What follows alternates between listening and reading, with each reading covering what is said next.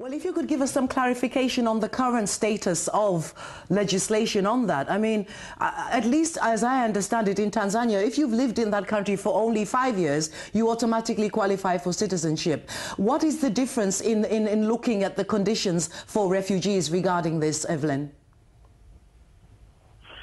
Indeed, Tanzanian immigration law states that any resident that has been living at least 5 years in the country and that speaks the national language, Swahili, and earns his living in Tanzania can apply for citizenship. Now, I insist on the can. It's a lengthy process that involves a lot of costs too. So for most of the refugees and other regular migrants who have been living in Tanzania, it is not a possibility to apply for citizenship without the help of international community, like was the case with this mass naturalization.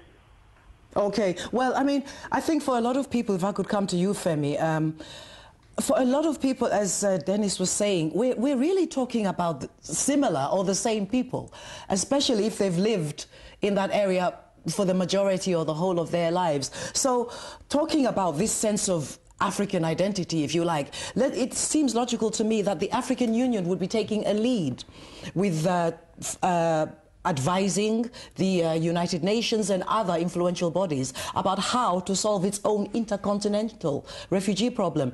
Do you feel satisfied with what the AU is doing about this issue?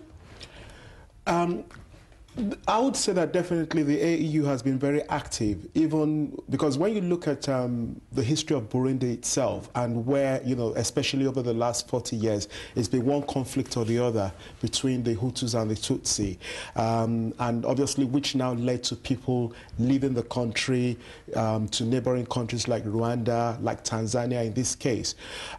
You'd notice that the African Union, especially over the last maybe 10 years, has been extremely active in terms of trying to bring, in terms of trying to sort of have reconciliation in, you know, in Burundi itself. Yes. So the reality is, I believe they've played a very active role.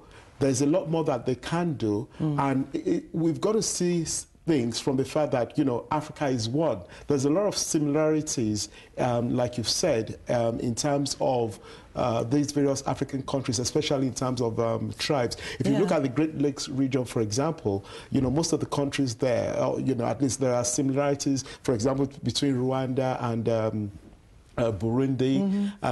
Again, they used to be, historically, they used to be one anyway before they sort of split. So those similarities are there, and it just continues to show the need for Africa to continue to speak with one voice and, you know, solve our problems together. Right, right. I mean, as Femi has mentioned, the Rwandan refugees who were offered mass naturalization by the Tanzanian government in the late 70s were still waiting some 10 years later for their certificates, despite having been officially naturalized. So what lessons has the Tanzanian government learned from that experience? And how will it handle this even larger number of naturalized refugees? But before we get to answering that question, it's time to hear what you think with a look at some of this week's emails and texts.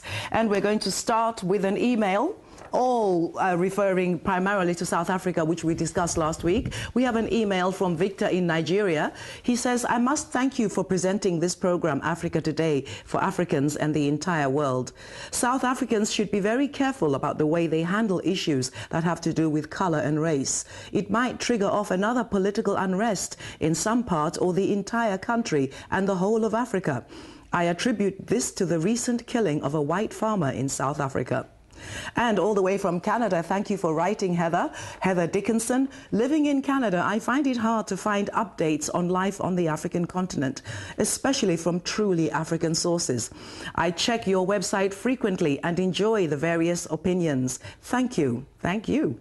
And from Kasim in South Africa, he writes, previously we had to deal with arrogant white racists.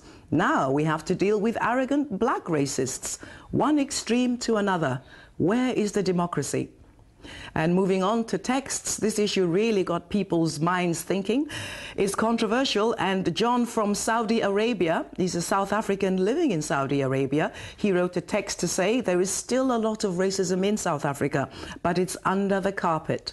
Apartheid might be gone from the law, but it's still in the hearts and minds of white people.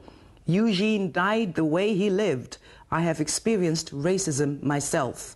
And from someone else in South Africa who wishes to remain anonymous, hi, we are Indians and scared because my people are being murdered in their homes and the law does nothing.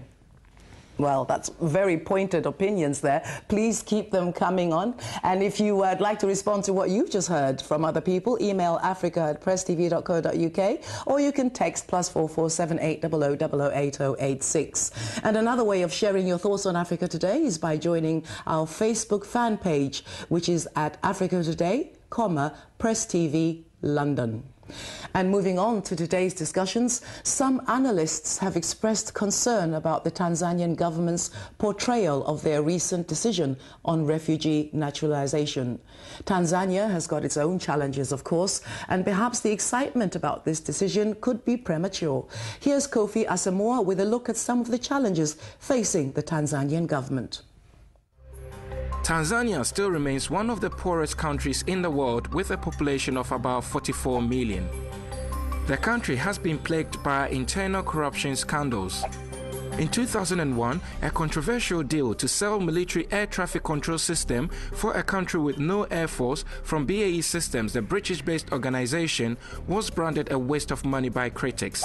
Tanzania's economy is mostly based on agriculture, which employs 80% of the workforce.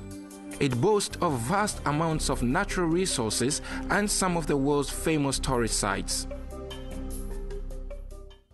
If I could come to you, Dennis, about the challenges actually facing the Tanzanian governments, as we just heard from that little video there, it is one of Africa's poorest countries with 44 million people, probably more.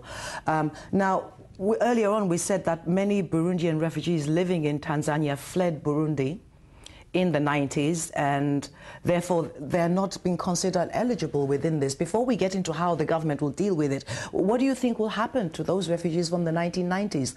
Or do you think it's just a process of dealing with them later on down the line? Indeed, and I should like to draw examples from my own country, Uganda, which is neighboring, because I think that when they highlight a situation like this, it feels dramatic, but actually it's not. These issues have been ongoing, and it's just a one-off incident that gets publicized. But if you look at the moment, we have about 160 Sudanese refugees in Uganda. And I would want to look at it in this way. When countries are unstable and have civil war or internal strife like have been in that area, when they recover, the program should be that those who want to go back home will go home.